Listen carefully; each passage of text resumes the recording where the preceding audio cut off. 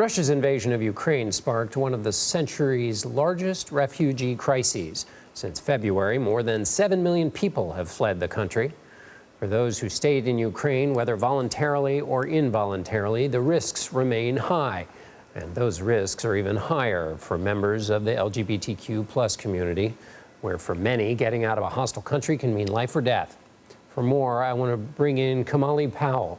He is the executive director of the Rainbow Railroad, a nonprofit organization that supports and evacuates LGBTQ+ people from dangerous areas. Since its founding, the group has helped more than 3,000 people reach safety.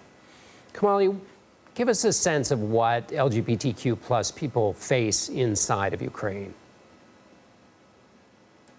Thanks for having me. Currently the challenges for LGBTQI+ people in Ukraine is not dissimilar to other Ukrainians. Many people are trying to still escape,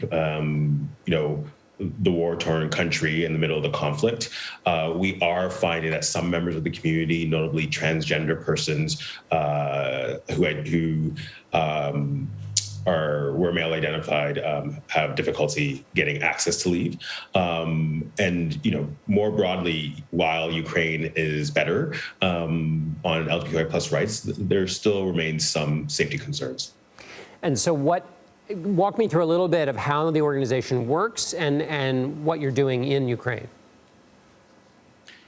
Absolutely. So Rainbow Railroad's mission is to, as you mentioned, help people escape danger and violent situations. And in Ukraine particularly, we've been supporting evacuations out of the country to neighboring countries, alongside our partners who have been providing a lot of support to Ukrainians and in neighboring countries. Neighboring countries are also not necessarily the most friendly to LGBTQI+ persons. We've seen countries like Hungary, for example, and Poland adopt new laws that are harmful to LGBTQI+ persons. And so our focus has been providing emergency evacuation support and livelihood support so that people can stay safe. And give me a sense of the numbers inside of Ukraine, the numbers who you would like to help, and the numbers of people in the community you've been able to help so far. Yeah, absolutely.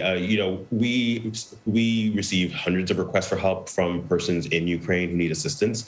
The good news about the situation in Ukraine is that multiple governments have been stepping up to provide assistance to individuals, so that we have seen the ability to help people resettle. I think there are thousands more who we intend to reach out to us, and we want to make sure that government commitments stay constant as the war continues. All right, Kimahli Powell, thanks so much for being with us. Thank you so much.